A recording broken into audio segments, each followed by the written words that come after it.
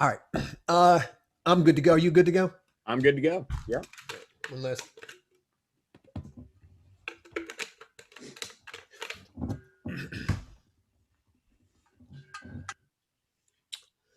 And 3, 2.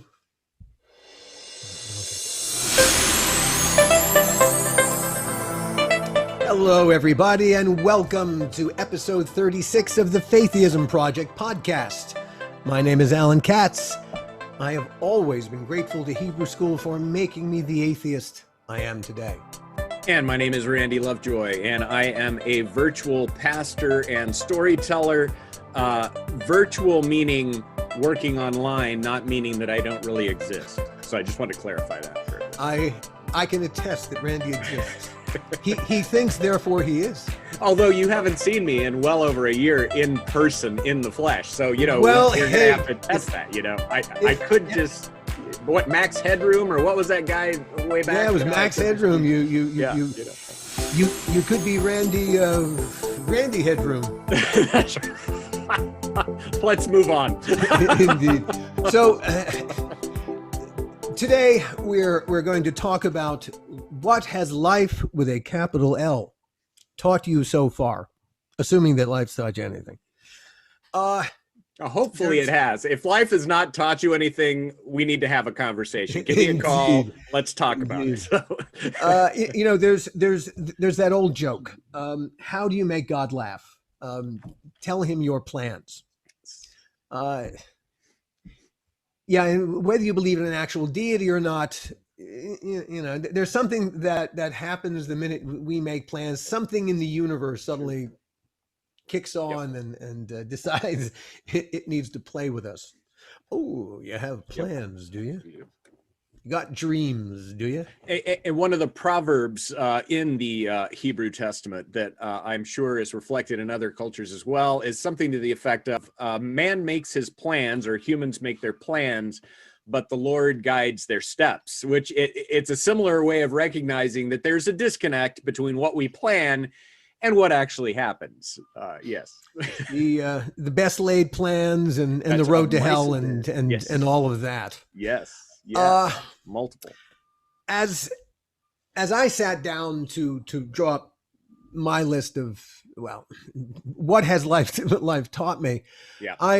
I came up with kind of 5 answers. Yeah, 5 things kind of struck me, and one thing kind of struck you. In essence, all right, the 5 things that struck me, I'll just lay them out. Sure. And go for it. One of them you connected to directly. The first thing that I learned, and again, I'll come back and we'll revisit them at length. Creative collaboration is a wonderful thing. You should do it. That's 1. 2, life has taught me that success teaches you nothing. Failure, on the other hand, it's got a lesson plan for every day of your life. 3, the more perspective you can get, the better. 4, consciousness might just transcend everything. And 5, the most important thing of all, no matter what, is love. Amen, brother. All right. Now, how I learned these things, we will go back and revisit, because each of them came at after one of those lesson plans. Right. What you, on the other hand, a lot of there's a key event in your life that really is the biggest pivot, as you've talked about it, aside from meeting Cheryl. Yeah. I mean, I think what happened to me when I thought about this topic was, okay, there's so many life lessons. Like, I mean, I remember I was writing out stories that I would tell that I thought others might enjoy. And it went to like 4 pages. And I'm like, okay, I mean, just the story title, not even the story, So I was like, all right, there's a lot of life.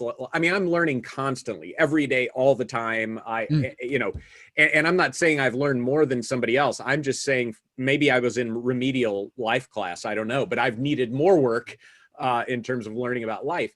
But what it dawned on me was that this one event, and I think we've all probably got some events like that, but there was one event in my life that really pulled a bunch of those stories together, or happened in that same location, and taught me a bigger lesson. So what I thought was, well, even though we don't limit ourselves too much on the podcast, but we've never gone 2 hours, have we? I mean, we always cut at like, an hour and a half is the most we ever do. But anyway, but it's like, well, I want to focus. There's only so much time to edit these damn things.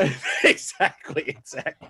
So I just thought I want to try to focus on one location where I was for 3 months and try to break out some stories from there. So, yeah.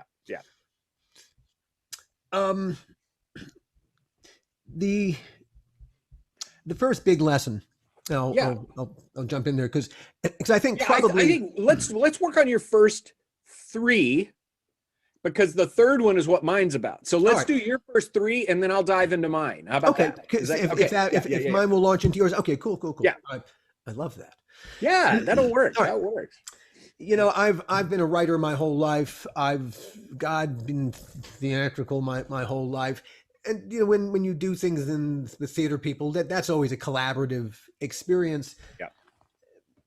But just because you're doing things in a collaborative way doesn't mean you're really being the best possible collaborator that you can be. And that's quite a different animal to be a really good collaborator. I've been extraordinarily lucky over the course of my career. I've gotten to work with the most remarkable people, and one of the most remarkable people that I was fortunate enough to work with and for is the filmmaker Bob Zemeckis. And he was one of my bosses when I was doing Tales from the Crypt. And Bob, bar none, is the most amazing collaborator I will ever get to work with. I accept this. I mean, what were a couple of things that made him so good at it? I mean, can you name a few of those things? It's the nature of how Bob approaches the collaborative process. Now, filmmaking is a collaborative process. It demands so much talent from so many people. Yeah, I can imagine. Right. When I went aboard Tales from the Crypt at the beginning of the 3rd season, that was supposed to be the last. And about midway through the season, my partner at the time, a guy named Gil Adler, and I, we reinvigorated the series. We reinvigorated the Crypt Keeper, and that's really what, at the end of the day, what kept the series alive.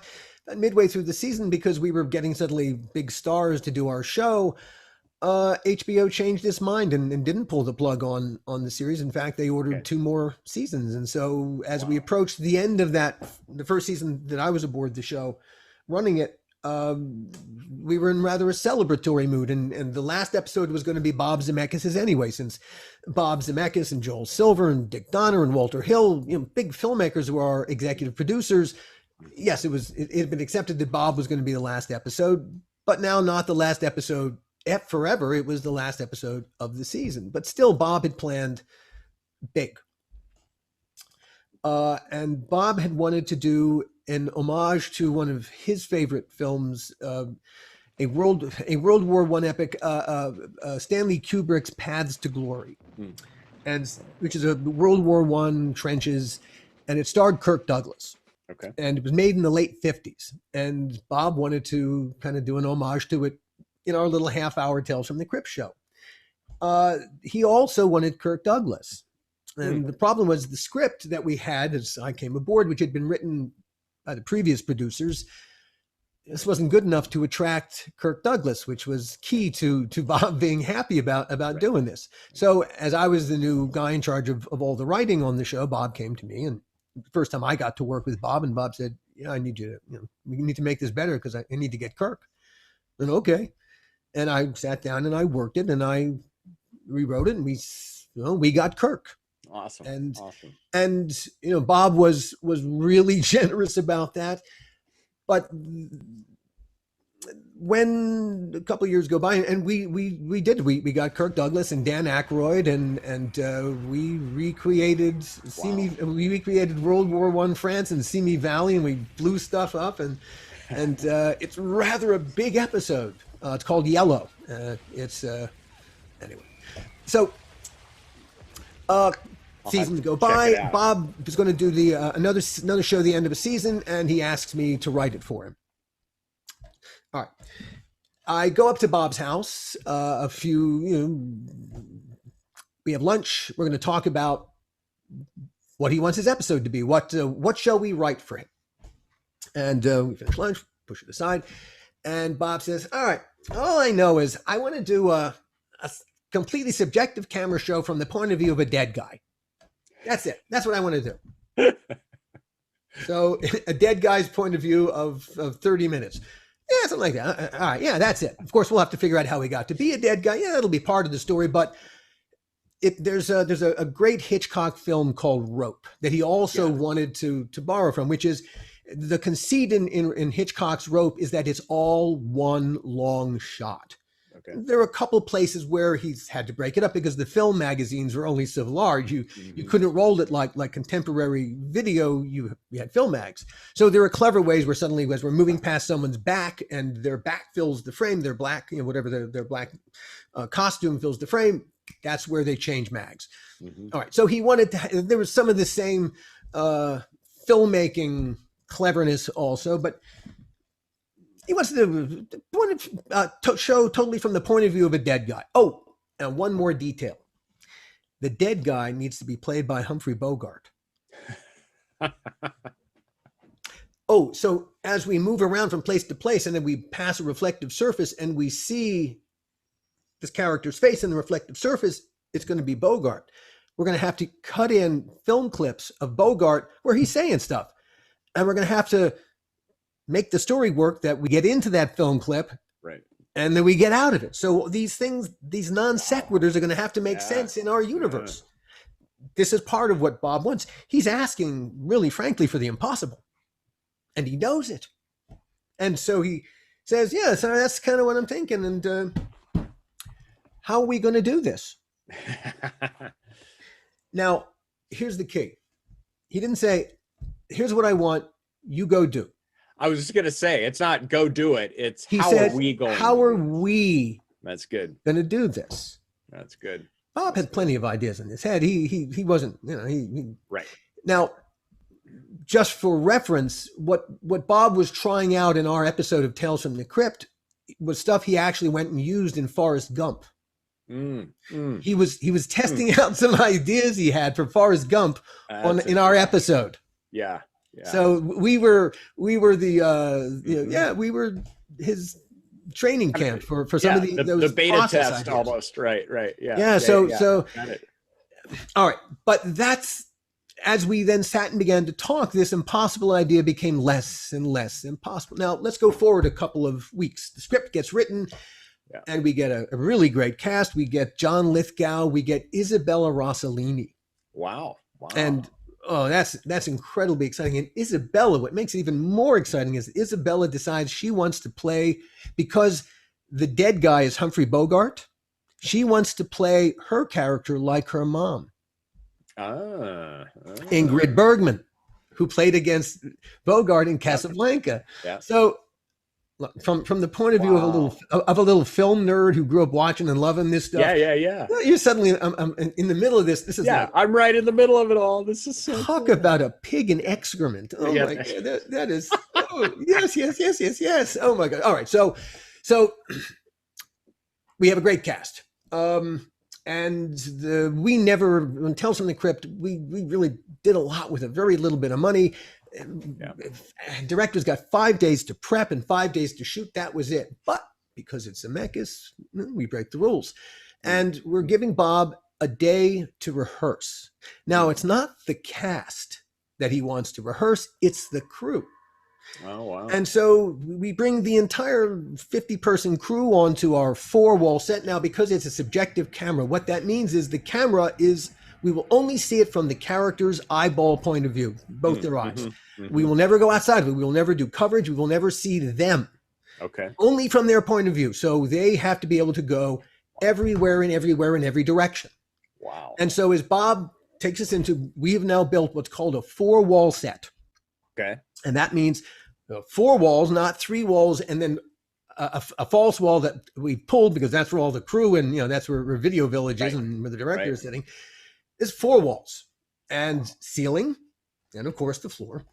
Can't do without the floor. So that the camera really can go anywhere at any particular time. And Bob now has the entire crew, and including craft services who do not normally get invited to such things. But Bob wants everyone to be part of this conversation because it's a tricky question. And he says, all right, everyone.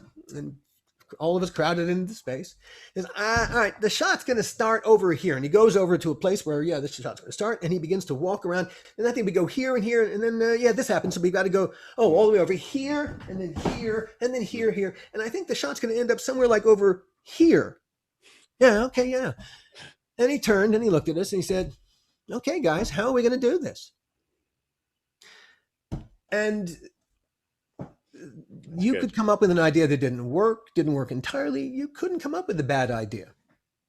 And because suddenly we were all there and asked this question, right off the bat, everybody got invested.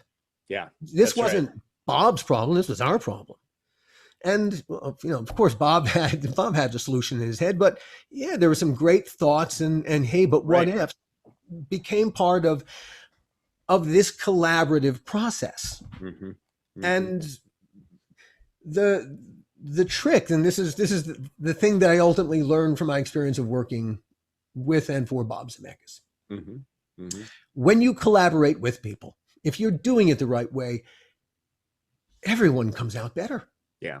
The goal is to make everyone else better, including and especially yourself. Mm-hmm. So as I have lived my life, I knew as I was having my Zemeckis experience that life with a capital L was teaching me. Mm-hmm. Fortunately, I took notes that day. Fortunately. That's good. All right. I love that. Now, having been in the film business, yes, this has taught me something else. Well, life via the film business has taught me a lot. Getting into the film business is really, really hard. Yeah, it's really hard. But that is nothing compared to staying in the film business. That is the killer. That is because once you've tasted the sweet manna from heaven, then then reality is going to hit, or I don't know, whatever the word is going to hit at some point. It's like heroin addiction. It is like heroin addiction. But the thing is, success teaches you nothing. It really, really teaches you nothing. You get it into your head, as I did, because when I got here in 1985, and I got really, really lucky, I tasted success within 4 months. Yeah. Within 4 months of getting here, I had my first taste of success. I didn't make a ton of money, but it was success. That sure. Yeah. And I sold a screenplay, and I was set up, and I was doing revisions to it, and I was it felt like I was in the movie business. Yep. It got the idea into my head, one, that money was what mattered. Mm-hmm. Mistake number one. But it got this notion into my head that excuse my French, my shit did not stink. This is not true. The only thing that happens is, of course, that yes, your excrement does continue to pong. The only difference is you don't know it. Success teaches you nothing. Failure, on the other hand, failure, even more than life itself, filled with lessons, great, wonderful lessons, if only you're willing to learn from them. Yeah. And that's the challenge, isn't it? You don't have a lot of choice about going through failure, but you do have a choice about what's the impact going to be on you. Well, what will you do with the lemons life has handed you? Will you simply look at them and say, I don't know what to do with lemons, or shall you make daiquiris? Yeah. We make, not just daiquiris, and hey, maybe you can figure out a way to fly an airplane on lemon juice. And there you are. Suddenly Yep. You're Bill Gates. That's right. All right. Finally, number three, which also not so much from the film business, but from surviving, Yeah. surviving through to surviving the film business. Actually, Mm-hmm. I would say is what suddenly made me realize how important this is, and that is Yeah. perspective. The more perspective that you can get, the better.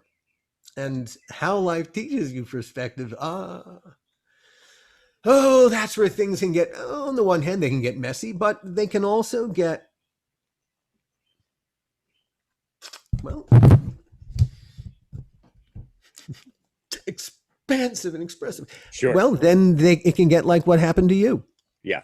Yeah. Yeah. And that, having grown up going, living in some other countries, there was a seed planted in me that told me I need to experience other people's experiences of life, that there's huge value in trying to see life through other people's eyes. Where did that come from, a particular place, or do you think that was simply just something part of you? I thank my parents for that. They were the reason we moved to Australia and England as when I was a child.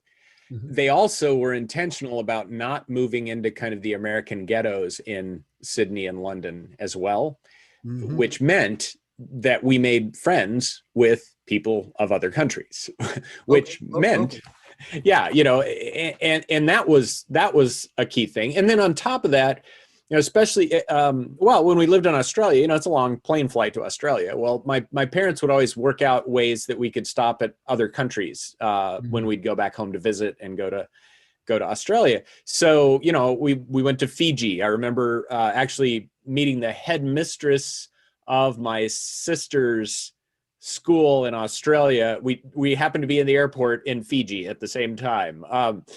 We got to Indonesia, we got to Malaysia, these places that for me as a child raised in Texas, they were very different, way more different than were, even Australia and England, and it was just a realization of, wow, this is a big world, and wow, people live in very different situations, but I loved it. They were always good experiences. Perspective. So instant travel is instant perspective. It is. And I'd say that's the number one thing I'd urge those who have not had the opportunity to travel is make it a point to travel and go to a place that's really different. Not just slightly different, but find a place that's really different for you and go, because you're going to learn all sorts of things. Will you fail? Yes, you will screw up in all sorts of tiny little ways that are just more embarrassing than anything else because you don't know the culture. Yeah, the diametric opposite of your comfort zone is where you should visit, really. And going, lovely as Hawaii is. Yeah. Right. Lying on a beautiful Hawaiian beach. Yeah. Go to if you're wanting to go to once COVID kind of dies down in Brazil, go to a place called Iguaçu Falls, or Falls do Iguaçu. It's beautiful, it's incredible, but it's a different country with a different culture, and a place to really learn. So the story I wanted to tell was that I think I mentioned before that I read a book called The City of Joy. You have referenced that book many, many times. Yes. So the book, I hope we're selling copies for them. I hope so too. I mean, and don't watch the movie. Read the book. They hacked the Isn't that always the way? Yeah, it wasn't. Movie makers, they're crap. Dang script writers just stink. Anyway, but what caught my attention was that it was in a city called the City of Joy, which is kind of ironic, and there was extreme poverty in India. And so what I thought was, all right, when I graduate from college, I want to live with the poorest people I can live with, just to try to see life through their eyes as best as I could. So after after college, I was in Mexico, and as I'd been in Mexico for a while, and they gave us opportunities to choose where we wanted to go next. They only had 2 slots for this island called Amapala in Honduras, or La Isla del Tigre is another name of it. And they warned us that it was going to be a really hard place, and it was going to be really poor and all of that. And I was like, yes, this is it, man. So I dove right in, right? So I entered into this world on this island as an American individual who wanted to just experience life through other people's eyes, right? So, and I just kind of saw it like we all do. I'm the individual entering into this world that is kind of my world for learning and for experimentation, right? Did you just want to live there? I mean, what was there anything aspirational beyond just being there? Well, you know, I wanted to, again, I wanted to try to experience what life looks like and feels like and is like for people that are born in a very different situation than I happen to be born on this planet. Mm-hmm. And to try to learn whatever it is I could learn from that experience, because I just realized my experience on the planet is a minority experience. It's not what the majority of the people on this planet now or in the past have experienced. And I wanted to just experience that and see what that would do to me in terms of my ideas, thoughts, perspectives, and all that. Now, the way that I ended up going there was in connection with a church that was a denomination that was working in that part of Honduras.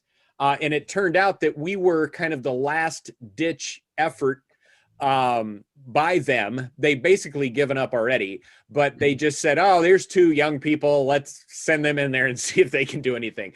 Because they had worked really hard, learned multiple lessons of things like, when you find a good leader on an island, you don't send them to the U.S. for training as a pastor, because then they won't want to go back for multiple reasons, and it messes them up, and they're not very good anymore at doing that job. So they brought the education to this person that they had identified. And then they also learned you can't just start them when the island's really poor, because then they won't have money to eat. So they set him up with a boat for a fishing business so that he could have a fishing business and be the pastor for, you know, a sustainable period of time with this church. They'd done everything right.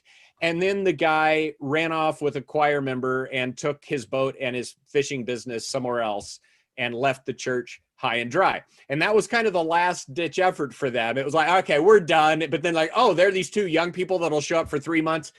Throw them in there. Yeah, I'm sure it was more than that, but it was like, throw them in there and see what they could do.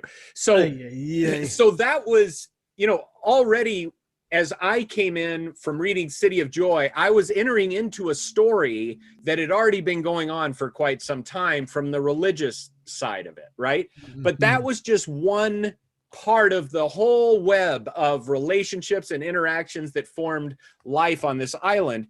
It was overlapped also with nationalism or nationality, you know, that the sense of nationhood, because the island where we went to was actually claimed by both El Salvador and Honduras.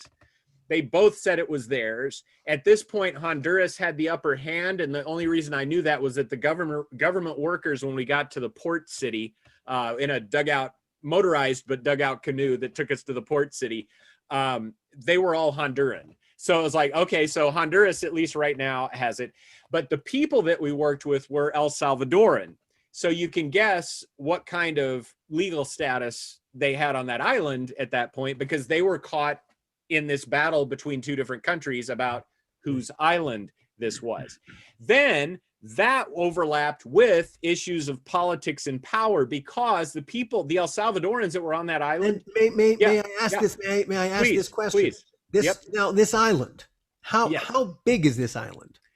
Oh man, that is a great question. I should have looked that up ahead of time. What I can tell you is that we walked the island in a given day. There was one day a week when we go visit multiple villages in the island. So it's not a big island.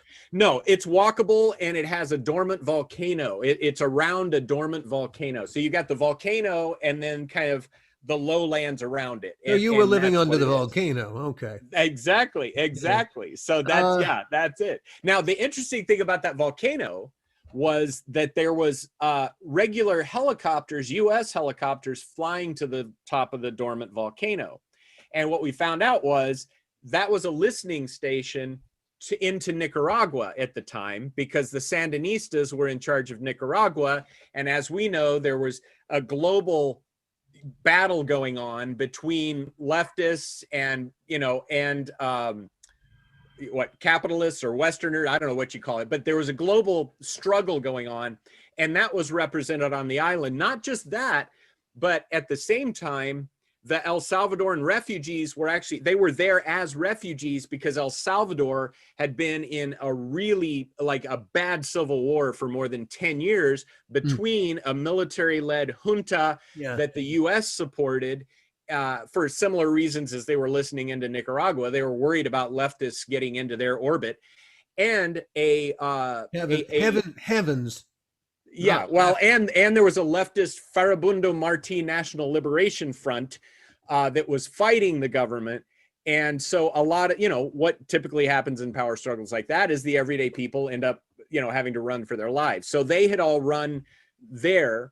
And then just to that whole kind of idea of nation, but then global politics became very real to me when I walked into the home, the thatched hut of one family that attended one of the churches we were trying to help.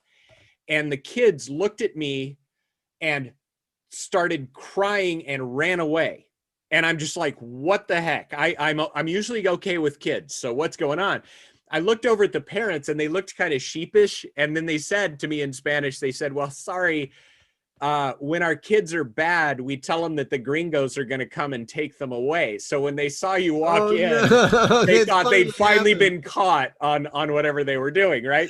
So, and that goes, obviously there's a longer history and we could get into that, but let's not, about, U.S. involvement in Central America. But it just showed me the complexity of when we look at a situation and we say, well, here's the answer. It's like, actually make sure you understand everything that's going on, because there's all these layers of things that are happening on the island. So two other layers. Okay. I appreciate your patience on this one. There are two other layers. All right. So one of them was that the issues of politics, power, all of that, combined with the poverty of the people that were there, to have a really negative impact on the environment on that island. They were not disconnected. One was that the island, the first time we walked from one village to the next, I almost passed out, because it was like I was walking through a tumble dryer the whole time. I mean, it was that hot, a tumble dryer on high. Okay. So it was that hot. Actually, not just the tumble dryer itself. That's right. And I actually ended up having to drink water out of a well that everybody knew was contaminated. We had iodine drops. I put some iodine drops in, but I had to have something to drink because I was like dizzy and all of that. So the reason it was so hot, though, is because they had cut down almost all of the trees except one little part of the island. They'd cut down almost all the trees for wood, to cook food, to, that was their energy source. Renewable, yes. And yet, wood has a much larger carbon footprint than even oil does. I mean, it's worse than oil is in terms of the carbon dioxide that it emits. So that was one problem they had. They had a larger carbon footprint than you would think, because they don't have cars or anything, but they're burning wood for every meal. So, or coal. Sometimes you'd see coal, but mostly it was wood. Okay. So then I had to painfully watch. We lived the bright spot of this deal. I lost 30 pounds while I was there in 3 months. The bright part of it was we lived on this island called Playa Negra. I mean, this beach called Playa Negra. And it was a black sand beach from volcanic, stuff. So it was beautiful. But one time we got up and we saw a sea turtle going back to the ocean. It had laid its eggs. It spent the night laying its eggs.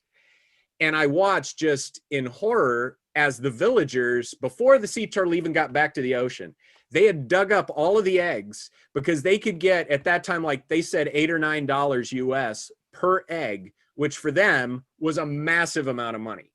And so, of course, they were going to dig up the eggs so they could feed their kids and give them a nicer piece of meat or whatever. But it was you know, again, you see that overlap of environmental issues, poverty issues, civil war issues, geopolitical issues, and they're all connected. You can't just pull one out without making a bad move in Jenga, you know, and it all starts to collapse. So the, you know, the last thing I wanted to share with you, I think you'll love this one. Okay, so we're out on the beach, and we're you know, with some of the villagers, and suddenly these really nice speedboats, about 5 of them, come over from the El Salvadoran side and land on Playa Negra. The villagers didn't know who these people were, you know. They hopped out, bikinis, beach balls, huge picnic baskets overloaded with food, bags of chips, frisbees, all of this. And, you know, there's a part of me saying, oh man, you know, I probably lost 20 pounds by then eating beans and moldy bread, right? I'm like, oh my gosh, what I'd give for a picnic basket.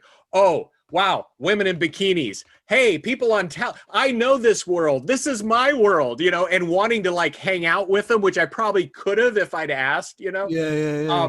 But you know, but by the end of the day, I was completely ashamed of myself because they left at the end of the day. They had never talked to the villagers. They never even asked if they could like play in their front yard, basically. They left trash all over the place. And as I watched the villagers kind of digging through the trash, hoping that there'd be something left that they could repurpose, I was just like, the world is kind of blowing my mind right now because I'm seeing this on the island, but when I go home, the island's still here. I may not have to think about it, but the reality is still here that I'm living one way and a lot of other people are living another way. And I don't know how to make this stuff work. Those people were wealthy El Salvadorans who had come for a vacation day on this island and then left from there. So, you know, the point being that there's so many layers of things going on when we try to deal with an issue. And the other point being that it's actually really hard to get inside the mind of other people, like really inside the mind. And it was this last story. Unless they tell you what they're thinking, you can't. Right. And even then, you know, it's like when I was in Mozambique, we learned Portuguese, which was the trade language. And that was what they had in the worship services was Portuguese. But as I was talking to one of the older Mozambicans, they said, you know, you're really not going to know what's going on in our hearts until you learn the tribal language. And it was like, oh yeah, but I just learned one language. You're asking me to learn another one now that's really different. It's not a Romance language. It's totally different from, you know, but so even talking to the people on that island, the El Salvadoran refugees, what they would actually tell me versus what they would say to each other, it's hard to know. But here's where I learned that there was just no way I was ever going to understand fully the plight of these poor refugee folks. And it was that one day I went into you know, by my hammock that I would sleep on because, you know, it was so hot there. We just slept in hammocks, no sheets or anything. Sure. I went there, looked in my suitcase, and my passport was gone. And I'm like, okay, this is not good. I'm on an island a long way from a major city, much less the capital, much less the embassy. I don't have any identity papers, but I thought I better take off. So I decided, all right, I told my roommate, hey, I got to take off back to Tegucigalpa, you know, and the capital, and I've got to get another passport. So I walked alone back to, you know, the port city, which took a few hours.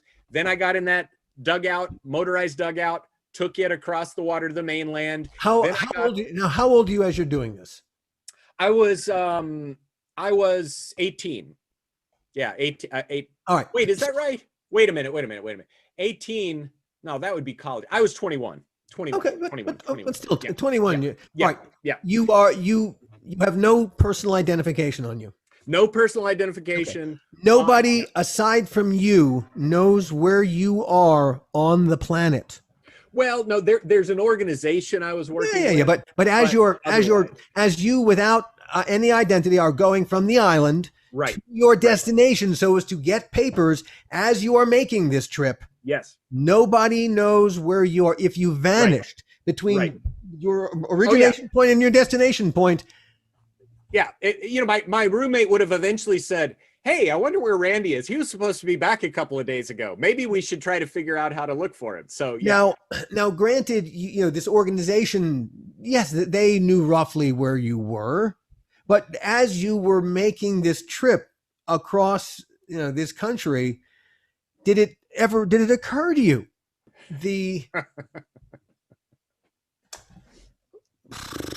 I'm not even well, I don't even know what to call it. How benefit of enormity of what right, you were doing. Right. The benefit of being 21 is that I think your mind isn't fully formed and until a couple of years after that, if I remember correctly. It's something like 22, 23. It's the male. We are missing a key brain structure. Yeah. The one that tells us, if I do this, it'll hurt. Yeah. So, well, exactly, because I got onto the mini bus that kind of went cross country to the main road, where you would then catch the tour bus, which was totally full. So I ended up sitting on the back, like the back engine kind of it. I mean, I was inside, but it was a flat thing, no seat belt, no nothing, sitting on the back of that. To the point that by the time I got to Tegucigalpa, I had a major sunburn in a certain place we won't define, because I didn't realize how hot the engine was underneath me. But anyway, I got there and then went straight to the U.S. Embassy. And this is where I realized I'm never going to be able to understand exactly what it's like, because I went to the U.S. Embassy. I walked right past the massive line of people, Hondurans, that actually had papers, and most of them actually had money in a bank account, because you have to have some money in a bank account to get a visa to go to the U.S. I mean, that's true for any country, but so the people on the island wouldn't have even made it to get in the line. But I walked right past everybody. The Marines welcomed me in. There was somebody working with the embassy that was like, oh, you lost your passport? Yeah, come with me. Went to a private office, sat down, filled out the paperwork, and I left. How was the meal they served you?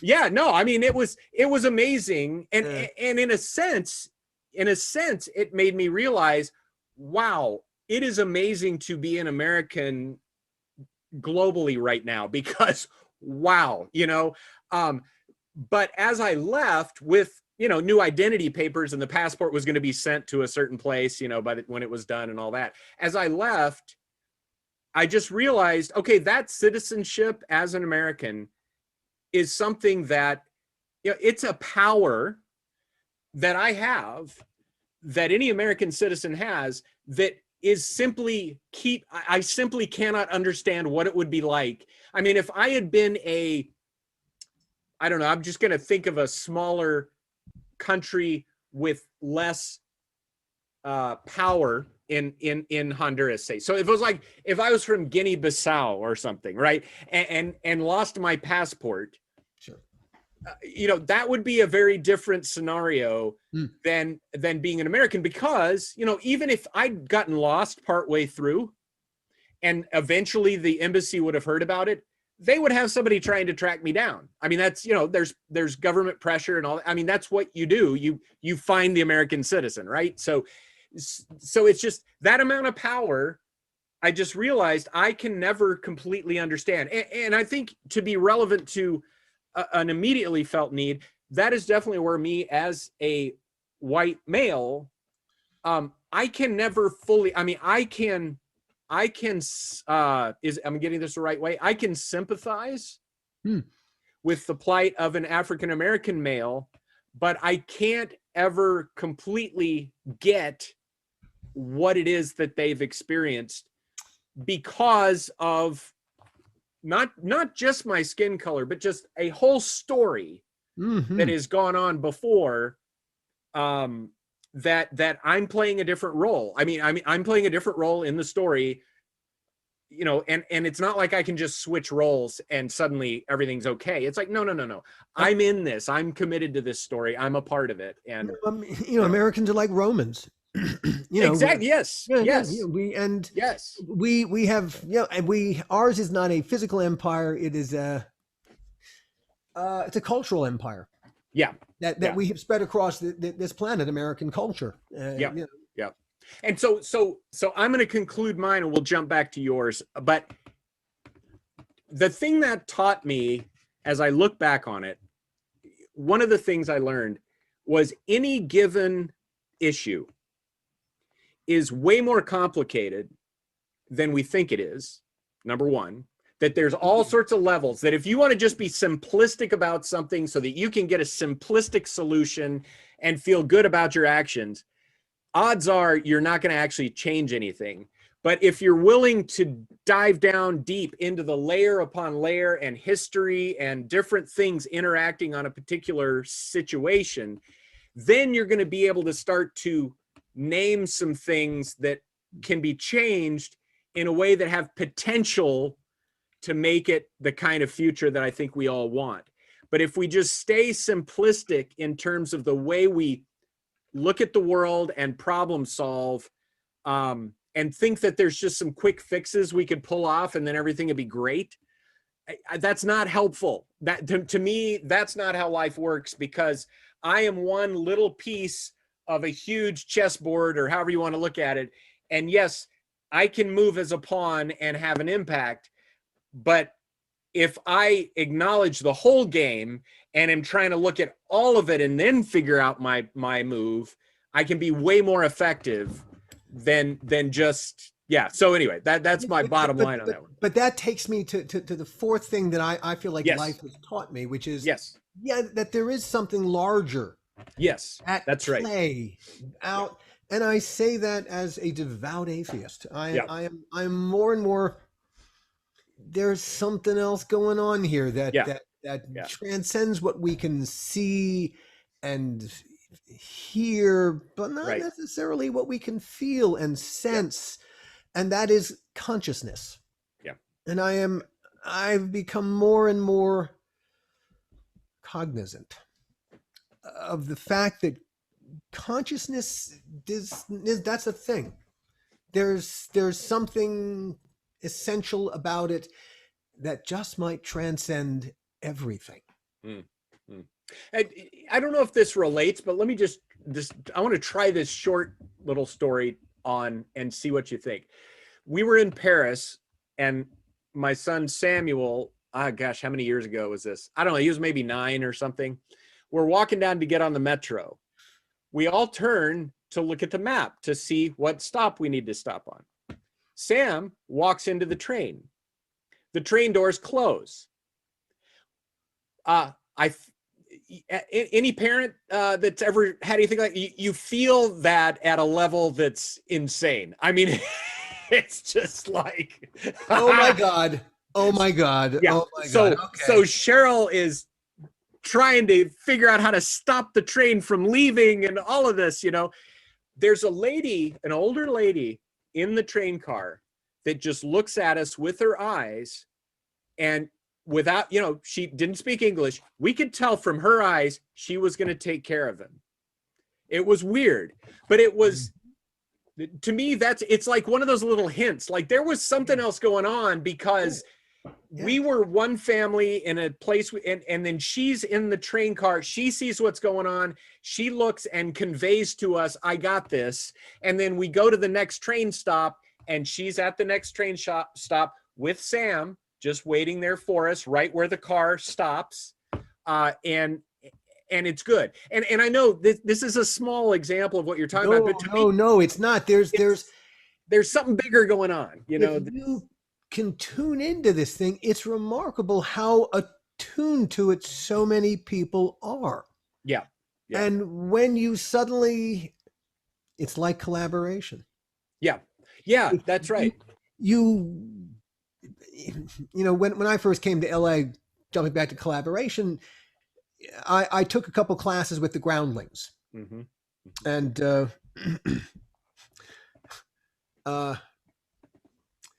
funny, I'll digress for a second. When I first got to town, my name is Alan Katz, of course, spelled Alankatz.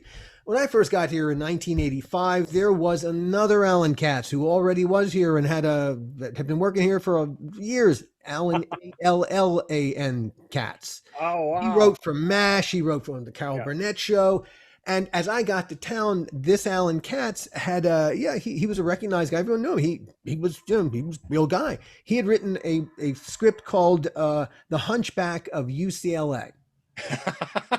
And it was this funny comedy, and yeah, I love it. I love the title. And people loved that script. It got made eventually as a thing called Big Man on Campus a bunch of years later. But anyway, at that time it was called Hunchback of UCLA, and people, when I first came to this town, people would make book meetings with me because they thought I was him. And then I'd walk in the door, and the first two times I wasn't clever enough, and they said, "We really love that script, the Hunchback of UCLA," and I go, "Oh, that's the other Alan Katz." And then they look at me like, "Wait, what? Who are you?" That's right. Why'd we invite you? But then I got smart, and the third time they said, "Really love that." Thank you so much. Yeah, that's right. You feel like that? I think you're gonna like this other thing I got. Yeah. So, that's at least I got smart about that. When I took my first groundlings class, the teacher of the class was named Phyllis Katz. It was Alan Katz's. Oh, that's awesome. Oh my gosh, no way. So my first groundlings class I took with Alan Katz's sister, good. Phyllis. And she was a wonderful teacher. It was a great class. It was really great. But the thing about improv, now we finally get back to why I'm telling this story, is that it's yes and. Yeah. It's add information. Hey, I walk into the room. Hey, you like my hat? Yes, I love it. I love the two birds on it. What are their names? Oh, well, and so you're always adding information. The minute, hey, do you like my hat? Yes, and I love the tropical birds. There goes the scene. It just died. So improv works by really, we've got to get inside each other's heads almost. Yes, and that's right. And anticipate each other and then listen to each other. That's really at the heart of collaborating with people, which which ultimately, as I've lived, this takes me to the final lesson that I think the most important thing of all, no matter what, it just transcends everything, is love. Yeah. At the end of the day, what's that line from the Beatles song, "The love you take is equal to the love you make," whatever that is. Yes, it is. You cannot take it with you. Be as rich as you like, you will not take the money with you. As you go, as you pass from here to wherever there is, the only thing that you can take with you, and know that it will sustain itself without you, is love. People can take your money and piss it away in a heartbeat. Yeah, and I think that old saying, love covers a multitude of sins as well. I was, when I was on that island in Honduras, I was in the middle of a story that, my country played a big role in. So as I went in there was all sorts of stuff that was going on, around me that I was suddenly a part of. And it's like, well, how can I fix it? How can I fix everything? It's like, I can't fix everything. It's too huge. There's no way. I mean, much less in 3 months, even in a lifetime, I can't fix all of the problems. But what I could do, what we ended up doing that was probably the most significant there, is that we took a number of pastors that were really under-resourced. I mean, the collapse of the work that had been done there, it was like, oh, so I'm on my own trying to run this thing without any kind of income, and I got to figure out how to make it all work. Well, what my roommate and I realized was, just from some of the training we had gotten in a college group that we were a part of, that was more training than a number of them had had. So we just said, let's just start meeting together. We're going to give you what we got. It's not professional. It's not the best, but we can give you what we got because we do care for you. We do love you. And we want to see you succeed in what you've committed to do. So let's get together. We're going to share as best as we can. And to me, bottom line to me, that's what we can do in life, because we cannot solve all of the problems. But what we can do is engage the people that we're, that we're in relationship with or that are around us, and give them whatever it is we've got. I mean, and it may seem inadequate, and it probably is inadequate to solving the huge problems, but it can make a huge difference just to show up. That, I mean, what I've realized, just showing up. Care enough to listen and listen enough to care. That's right. That's right. And that was these other pastors, I realized over time, they felt loved by the fact that we gave up 3 months of our lives to live there when they knew we didn't have to. Mm-hmm. And that meant a lot to them. I didn't notice that until later, but it's like, that meant a lot to them. Just show up, be there, be willing to be in their life for a few months. They're not expecting anybody to come in like Superman and wish everything away. I mean, that's not what they want. That's not what they wanted. But to have somebody show up and be there for a period of time, that was good. And I've learned that even with people on their deathbed, as a pastor, just show up, be there, listen, love them.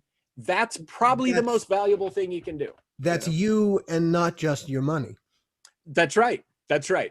No, very much so. Because the money, I mean, really, it does help. It makes life very nice when you've got some money, but it's not the thing that people, are going to remember. I mean, I'm talking to people that are potential customers for what I'm developing. And when I ask them, what are some of the most important successes in your life? None of them yet have said, oh, when I made a big wad of cash. It's always the relationships I have, or the length of my marriage, or my kids, or a family vacation, or it's relationships and, love and being with people. That's the stuff that ends up being the stuff that really lasts, I think, for most people. It is the smallest things that are the biggest at the end of the day. What occurred to me is that really my whole list, those 5 things, which encompasses yours, collaboration, which requires listening. Yep. Accepting that failure will teach you everything you need to know, and do not take your success seriously. Mm-hmm. Mm-hmm. It's good, but celebrate it, but don't understand that it is failure that will teach you the perspective you need to acquire the consciousness that will give you the wherewithal to love the most people as much as you possibly can, to going back to Tikkun Olam, really to make the world a better place just for having been in it. Mm-hmm. It's life is filled with lessons. It kind of leaves a one question though. Have we learned anything? Yeah. And I don't know that that's necessarily for us to say. Mm-hmm. Mm-hmm. That's easy for us to say. Yeah, I learned plenty. That really is for other people to. I think that's really wise. I think that's the test of whether we've learned something. It's not that we say we have. It's what's the quality of the relationships that we leave behind. What impact have we had on other people's lives when once we're gone? I think that's the stuff that shows what we've learned or haven't learned. And I think just the pastor in me wants to tell people, if you feel like your life's been a train wreck thus far, I've met multiple people. Some of the most amazing, dare I say, virtuous people I've ever met were people who have done a lot of horrendous things, but they turned it around and they became deeper people because they learned from the disaster in their lives. Damn. And then they became deeper. So that's the crazy thing to me about life. And so wherever you are, you listeners, in your life, you may feel like it's a total train wreck, but guess what? That's the manure that can actually fertilize an amazing life. If you learn and turn it around and get other people, collaborate in another way, collaborate with other people who will help you get out of the crud that you're in. Yes, move forward, if you reach out to other people, Yeah. then Yeah. and they see the need, they will. Yeah. Most of the time, provided you haven't burned every bridge you got. That's right. That's right. That's Yeah, right. you got to take some ownership here. That's right. That's right. That's essential to the learning. You've got to own. You've got to own Yes. what you've done and what you haven't done. You just have to own it. So don't hide. Required. It is the one prerequisite. Yeah, that's right. That's right. And on that bombshell. Well done, Alan. Way to pull it around to a final question that just tied it all up in a neat bow.